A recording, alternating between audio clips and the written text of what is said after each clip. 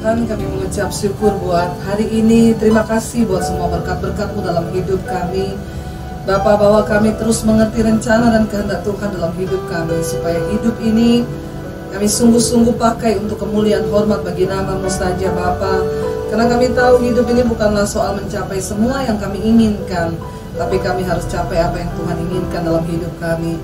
Berkati seluruh kami yang mendengarkan firman ini pada hari ini. Urapi hamba-Mu yang tidak ada apa-apanya. Di dalam nama Tuhan kami Yesus Kristus, kami buka hati kami untuk dengar firman Tuhan. Yang percaya Tuhan di tengah kita, memberkati kita, mereka akan bersama. Amin, amin, amin. Shalom saudara yang terkasih dalam Tuhan Yesus Kristus. Saya percaya hari ini kita semua dalam keadaan yang baik dan luar biasa, karena kita punya Tuhan yang luar biasa. Apapun keadaan di hidup kita hari-hari ini, kita percaya bahwa Tuhan itu terus bekerja dalam segala sesuatu untuk mendatangkan kebaikan bagi hidup kita. Tema firman Tuhan hari ini yang saya ambil adalah dari Yakobus pasal yang pertama. Di sana judulnya adalah pengujian dan pencobaan. Saudara, ketika kita mengalami sesuatu dalam hidup kita, ya, ketika kita mengalami tekanan, persoalan, sesuatu yang berat, ya bagi semua manusia, siapa sih yang mau mengalami sesuatu yang tidak enak? Karena saya percaya setiap kita manusia pasti ingin menikmati yang enak bagi daging kita. Tetapi Tuhan itu selalu bekerja dan Dia selalu tertarik untuk membentuk kita, karakter kita, hati kita. Nah, lewat apakah kita dibentuk? Ya lewat ujian-ujian di dalam hidup ini. Ketika seseorang mengalami persoalan, kita sendiri pun ketika kita mengalami pergumulan dalam hidup kita, pasti yang pertama yang kita rindukan atau mungkin kita doakan, kita minta kepada Tuhan supaya apa? Kita cepat keluar dari persoalan itu. Satu hal yang selalu kita inginkan adalah, Tuhan, saya pengen temukan jawaban. Cepat, saya nggak mau dalam keadaan ini. Kita berdoa ketika kita mengalami masalah dalam ekonomi, ya kekurangan keuangan, kita berdoa supaya Tuhan cepat berkati aku, Tuhan, aku nggak sanggup berada dalam keadaan ini. Atau waktu kita sakit, kita akan berkata, Tuhan, sembuhkan aku, Tuhan. Tapi mari kita lihat apa kata firman Tuhan, saudara, ya, ketika kita diuji atau dicobai. Yakobus pasal yang pertama ayat yang ke-12 berkata begini: berbahagialah orang yang bertahan dalam pencobaan, sebab apabila ia sudah tahan uji, ia akan menerima mahkota kehidupan yang dijanjikan Allah kepada barang siapa yang mengasihi Dia. Yang pertama di sini dikatakan berbahagialah orang yang bertahan dalam pencobaan. Saudara, ketika kita mengalami ujian, tekanan, persoalan, pencobaan, maka ingat yang pertama, saudara. Ayat ini berkata, berbahagialah orang yang bertahan, ya. Jangan cepat-cepat minta jalan keluar, jangan cepat-cepat pengen lari karena aduh rasanya ya udah nggak kuat, saya kayak gini terus udah nggak sanggup gitu ya menghadapi yang kayak begini. Enggak, Alkitab ayat ini bilang berbahagia orang yang bertahan. Ternyata seringkali yang lebih kita butuhkan daripada jawaban doa adalah kekuatan untuk bertahan. Waktu engkau mengalami sebuah pencobaan, percayalah saudara, semua ujian, semua pencobaan di hidup kita itu ada time limitnya, ada waktunya. Persoalan itu tidak akan terus menerus dalam hidup kita, ya. Kita lihat aja ya, ketika anak-anak di sekolah sedang menghadapi ujian, ya, nggak ada guru yang berkata begini, hari ini kita akan ujian matematika, waktunya boleh dikerjakan deh sampai kapan aja, minggu depan juga boleh dikumpul. Enggak kan? Ketika kita melakukan atau menghadapi sebuah ujian anak-anak di sekolah, guru akan berkata, hari ini kita akan masuk ujian matematika, waktunya 90 menit. Tergantung dari berapa soal, susah atau tidaknya soal yang kita sedang kerjakan. Yang pertama yang harus kita ingat, setiap pencobaan di hidup kita itu ada time limitnya, saudara. Tuhan tidak akan membiarkan engkau dicobai terus-menerus dalam hidupmu, enggak.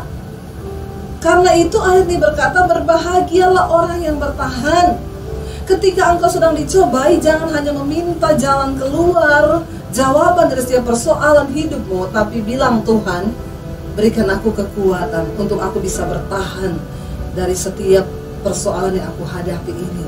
Karena ketika engkau bisa bertahan, kita masih bisa bertahan dalam pencobaan. Alkitab berkata itu sudah sebuah kebahagiaan. Berbahagia orang bertahan di dalam pencobaan, karena tidak sedikit orang yang tidak kuat dan mereka memilih untuk lari. Waktunya belum selesai, tapi mereka tidak ingin menjalani apa yang sedang Tuhan kerjakan dalam hidupnya. Tuhan kita Tuhan yang mencintai proses, walaupun kita nggak suka diproses. Tuhan selalu bekerja dengan cara proses. Supaya apa saudara? Karena hanya lewat proses lah hidup kita bisa diubahkan, hati kita bisa diubahkan, cara berpikir kita bisa diubahkan. Firman Tuhan berkata di ayat firman Tuhan yang lain, aku tertekan itu baik bagiku, supaya aku belajar ketetapan-ketetapan Tuhan. Ayat ini berkata, berbahagialah orang yang bertahan di dalam pencobaan. Hari-hari ini mungkin engkau sedang menghadapi sesuatu yang berat. Jangan terburu-buru cari jalan pintas. Jangan terus mendesak Tuhan untuk meminta jawaban atas setiap persoalan, tapi bilang, Tuhan, berikan aku pengertian supaya aku tahu apa rencana Tuhan di balik setiap proses yang aku alami ini. Dan berikan aku kekuatan untuk terus bertahan di dalamnya. Kenapa saudara? Karena satu hal yang saya melihat dari setiap proses yang kita alami dalam hidup kita, Tuhan lebih tertarik mengubah sikap hatimu daripada mengubah keadaanmu. Tuhan lebih tertarik mengubah sikap hati dan cara berpikir kita daripada dia sekedar mengubah keadaan kita. Saya ingat dulu ketika saya terima Yesus pertama kali, saya mendapat tantangan yang cukup berat dari pihak keluarga saya. Dan pada waktu itu, ya karena iman, karena percaya pada Kristus, akhirnya saya disuruh memilih antara Yesus atau keluarga. Waktu itu saya berdoa, saya bergumul ya, karena ya kalau disuruh memilih saya akan lebih memilih untuk ya kenapa Tuhan nggak jamah hati orang tua saya aja daripada Tuhan harus menyuruh saya bertentangan dengan orang tua saya. Waktu itu saya ketemu dengan seorang yang dia juga mengalami hal yang sama dalam kehidupannya. Dia menerima Yesus lalu mendapat tantangan dari pihak keluarga. Dan ketika itu dia berkata kepada saya hanya berdoa dan berpuasa. Cuma 3 hari saya berdoa dan berpuasa. Saya berkata, dia bilang kepada saya berkata, Tuhan, hati orang tua saya itu seperti batang air di tangan Tuhan. Engkau sanggup mengalirkannya kemanapun engkau ingini. Lalu dia berdoa puasa 3 hari lamanya, dia berdoa puasa, tiba-tiba Tuhan menjawab. Ya. Satu saat dia dipanggil oleh orang tuanya, tadinya dia sudah dihukum ya, dan orang tuanya bahkan berkata, kalau kamu tetap memilih mengikuti Yesus, ya kami nggak akan bayari uang kuliahmu. Tapi dia berdoa puasa, dia bergumul, dia bilang, Tuhan, hati orang tuaku seperti batang air di tangan Tuhan, dan engkau pun sanggup mengalirkannya kemana Tuhan ingini. 3 hari dia berdoa puasa, apa yang terjadi saudara? Tiba-tiba orang tuanya berubah hatinya dan berkata, dia dipanggil lalu ditanya, kamu benar mau sungguh-sungguh mengikuti Yesus? Iya. Ya udah, kalau itu sudah pilihanmu, ya silakan, dengan satu syarat, kalau kamu menikah, kamu harus cari jodoh yang juga orang Kristen, ya, dan jangan pernah balik lagi ke agamamu, karena agama itu bukan untuk main-main. Waktu saya dalam keadaan tertekan, saya lagi menghadapi persoalan yang sama, lalu saya mendengar ada orang yang menceritakan hal yang itu. Jujur saudara, kita ini sebagai anak Tuhan, pengikut Kristus, sebagai orang Kristen, kita tuh sering berkata, kalau dia dijawab, saya pun harus dijawab. Kalau lain ditolong, maka saya juga harus ditolong. Waktu saya mendengar kesaksiannya dia, tiba-tiba ya ada sesuatu yang menggelora di hati saya. Saya berpikir, Tuhan, kalau engkau jawab dia seperti itu, maka engkau juga bisa menjawab pergumulan yang sedang saya hadapi.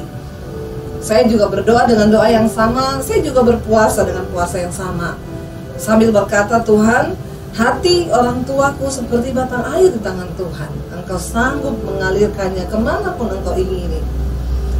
Doa puasa hari pertama tidak dijawab, hari kedua nggak dijawab, hari ketiga nggak dijawab. Dia 3 hari udah dijawab, saudara.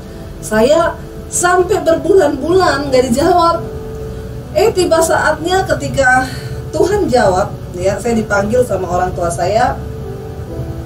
Dan waktu itu papa saya bilang, yaudah kamu bener mau ikut Yesus, mau percaya sama Yesus? Saya bilang iya. Kamu pilih antara Yesus atau keluarga. Kalau kamu mau menerima Yesus, ya kamu kehilangan keluarga, kamu pergi dari rumah ini, dan jangan anggap kamu pernah punya keluarga. Bahkan kamu pergi dari rumah ini, jangan bawa ijazah satupun. Saya mau lihat, ya, kamu bisa makan seperti apa. Tapi kalau kamu mau kembali, ya kami terima. Waktu saya mendapat jawaban itu, saya bertanya, Tuhan, kenapa jawabannya berbeda? Sedangkan orang itu berdoa dengan doa yang sama, pergumulan yang sama, tapi Tuhan jawab, hati orang tuanya dijamah seperti yang dia minta di dalam doa. Tapi kenapa saya, Tuhan, gak jawab? Ya, bahkan kalau mau dipikir, ya mungkin saya mengalami pergumulan yang lebih berat daripada dia. Persoalannya sama, persoalan masalahnya sama, saya lebih lama, saya lebih berat, tetapi kenapa jawabannya bisa berbeda? Saudara, ya, kita nggak bisa mengcopy paste jawaban doa orang lain untuk itu bisa terjadi dalam hidup kita. Kenapa? Karena Alkitab berkata Tuhan itu setia dan adil, dan karena itu Dia tidak akan pernah membiarkan engkau dicobai melampaui batas kekuatanmu. Dan ketika engkau dicobai, Dia akan memberikan kepadamu kekuatan dan jalan keluar. Saudara, cuman kita ini manusia. Ya, saya suka berkata begini, ya, Tuhan sama manusia itu kan beda tipis, ya. Tuhan Maha tahu, manusia sok tahu. Kita mereka-rekakan, oh harusnya begini, harusnya begini. Tapi kalau Tuhan tidak berkata seperti itu, akhirnya saya waktu itu berpikir, saya baru mengerti sekarang. Saya tinggalkan keluarga saya keluar dari rumah tahun 96. Ya, dengan nggak tahu mau kemana, tidak ada pengharapan, rasanya masa depan di depan saya juga semuanya, saya nggak bawa ijazah, saudara. Kalau orang bilang, ya saya memulai hidup bukan dari titik nol, titik min. Tapi saya cuma percaya sama Tuhan. Saya terus berdoa dan berdoa minta Tuhan, berikan aku kekuatan untuk bertahan seberat apapun proses yang Kau izinkan terjadi. Satu yang saya minta, Tuhan, jangan biarkan aku keluar dari rencana Tuhan dalam hidupku. Kenapa, saudara? Karena kita semua percaya hanya rencana dan kehendak Tuhan yang akan membawa kita dalam kebahagiaan dalam hidup ini. Saya tetap bertahan di proses bertahun-tahun. Ya, nggak punya keluarga, nggak punya rumah, nggak punya uang, nggak punya apa-apa. Saya cuma berkata, saya punya Tuhan yang hebat. Setiap hari saya berjalan dengan air mata, dan air mata. Tapi saudara, sebagian orang mungkin 1 tahun itu lama. Tapi bagi sebagian orang Tuhan melihat nggak cukup proses 1 tahun. Karena itu tadi yang saya bilang, seringkali Tuhan tidak tertarik mengubah keadaanmu, tetapi Dia lebih tertarik mengubah sikap hatimu terlebih dahulu. Ketika kita sudah mengerti rencana Tuhan, ketika cara berpikir kita sudah sesuai dengan apa yang Tuhan mau, barulah Dia bisa mengubah keadaan kita menjadi seperti yang Dia mau. Karena itu ayat ini bilang, berbahagialah orang yang bertahan dalam pencobaan, sebab apabila ia sudah tahan uji, ia akan menerima mahkota kehidupan yang dijanjikan Allah kepada barang siapa yang mengasihi Dia. Saudara, perhatikan yang kedua, ternyata Tuhan itu mau kita menjadi orang-orang yang tahan uji. Tahan uji itu berapa lama? Buat sebagian orang ya berbeda. Kekuatan saudara dengan kekuatan saya itu berbeda. Karena itu Alkitab berkata Tuhan setia dan adil. Dia tidak pernah mencobai kita melampaui batas kekuatan kita. Dia tahu batasan kita sampai di mana. Tapi satu hal yang Tuhan bilang, Dia ingin melihat kita anak-anaknya menjadi orang-orang yang tahan uji. Tahan uji, saudara. Dan waktunya itu kita bisa tahan uji, hanya kita dan Tuhan yang tahu. Kalau engkau diproses sudah sekian tahun tetapi engkau belum menjadi pribadi yang tahan uji, maka proses itu akan terus berlanjut. Bahkan mungkin akan datang proses-proses yang lain dalam hidupmu. Kita tidak punya lagi kesempatan untuk memilih hari ini. Tuhan mau supaya engkau menetapkan hati dan berkata, Tuhan, apapun yang aku alami hari ini, aku mau tetap percaya bahwa Tuhan tidak pernah meninggalkan aku dan bentuk aku sesuai dengan apa yang Tuhan mau. Satu hal yang aku inginkan, Tuhan, berikan aku kekuatan untuk bertahan di dalam kebenaran, untuk bertahan terus mengasihi Engkau apapun keadaanku, Tuhan. Aku mau tetap percaya Engkau tidak pernah meninggalkanku. Lalu dikatakan di sana, setelah kita menjadi orang yang tahan uji, barulah ia akan menerima, kata ini firman nih, mahkota kehidupan bagi siapa yang mengasihi Dia. Ternyata apa sih goalnya dari ujian, pencobaan, tekanan yang kita hadapi dalam hidup ini? Cuma satu, Tuhan yang mau lihat.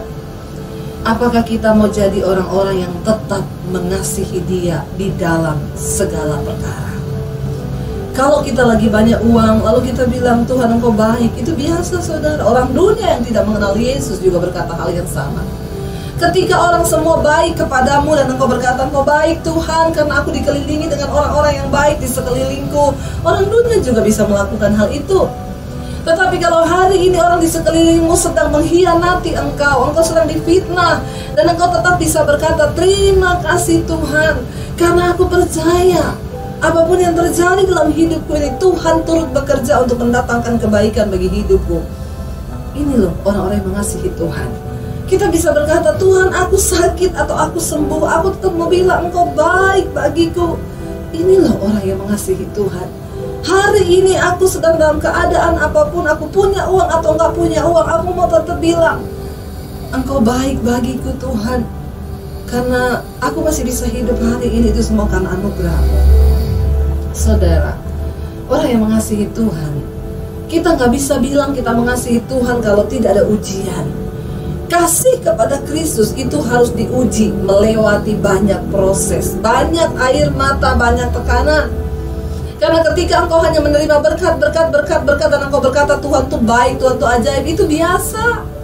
Tapi ketika engkau sedang dalam pergumulan, mungkin hari ini engkau sedang terbaring sakit dan berkata, Tuhan tidak ada lagi pengharapan bagiku, atau dokter sudah vonis engkau mengalami penyakit yang parah. Saudara, engkau sedang berkata, Tuhan tidak ada lagi harapan bagiku, tetapi aku tetap mau bilang, Tuhan Engkau baik bagiku. Itulah orang-orang yang mengasihi Tuhan. Kasih kepada Allah itu harus dibuktikan dengan iman yang sudah melewati ujian demi ujian.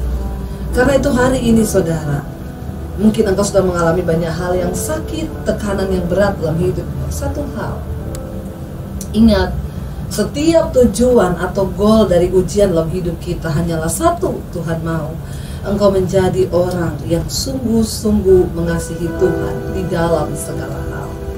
Karena itu hari ini saya percaya saudara, kekuatan kita hanya ada di dalam Kristus. Ketika kita ada di dalam Dia, ketika kita melekat kepada Dia, maka disitulah saudara engkau akan menemukan, engkau akan tahu seberapa besar kekuatan yang bisa Tuhan berikan kepadamu. Dan engkau berkata, Tuhan sungguh bukan karena kuat dan gagahku, sungguh hanya karena roh-Mu dan kuasa-Mu yang bisa membuat aku bertahan sampai hari ini. Kalau saya bisa melewati semua badai, semua salib di dalam hidup saya, sampai hari ini kalau saya masih bisa berdiri, saudara tidak akan pernah tahu berapa banyak air mata yang sudah tertumpah. Saya kehilangan segala-galanya karena mengikuti Tuhan. Tapi Dia Tuhan yang tidak pernah berdusta. Dia berkata, berbahagialah jika kau kehilangan segala-galanya karena aku, sebab engkau akan memperolehnya lipat kali ganda. Ingat saudara, Tuhan lebih tertarik mengubah sikap hati dan cara berpikirmu ketimbang merubah keadaanmu. Karena itu hari ini, mari kita sama-sama membuka hati di hadapan Tuhan. Mungkin engkau juga hari ini sedang terbaring di rumah sakit, berkata tidak ada lagi pengharapan. Kita mau berkata pada Tuhan, kekuatan di hidupku Tuhan hanya aku dapat di dalam Engkau saja. Kami percaya Bapa, Engkau Tuhan yang tidak pernah meninggalkan kami. Engkau Tuhan yang tidak pernah membiarkan kami dicobai melampaui batas kekuatan kami. Hamba berdoa Tuhan bagi setiap mereka yang mendengarkan, bagi setiap mereka yang sedang punya pergumulan yang berat, yang sedang ada di dalam tekanan Tuhan. Biar Engkau menjadi jawaban atas kehidupan mereka. Kami akan buktikan bahwa kami adalah orang-orang yang mengasihi Tuhan. Kami adalah orang-orang yang mengasihi Engkau lebih dari semua kenyamanan daging kami di dunia ini. Bentuk kami Tuhan, uji kami, bahkan proses kami Bapa, supaya kami keluar sebagai orang-orang yang menang, bahkan lebih daripada pemenang. Kami mau buktikan Tuhan bahwa kami mengasihi Engkau, supaya suatu saat ketika Engkau datang kembali ke dunia ini, kami adalah orang yang layak untuk menerima mahkota kehidupan itu Tuhan. Berikan kekuatan bagi setiap mereka yang sedang menghadapi pencobaan ujian hari-hari ini. Terima kasih buat kekuatan untuk bisa bertahan, karena kami tahu hanya Tuhan yang bisa memberikan semua itu kepada kami. Apapun keadaan kami hari ini, kami tak mau bilang Engkau baik buat kami Tuhan. Terima kasih Bapa, kami peroleh segalanya hanya di dalam Engkau. Di dalam nama Yesus kami berdoa dan mengucap syukur buat kebenaran firman-Mu hari ini. Haleluya, haleluya, amin.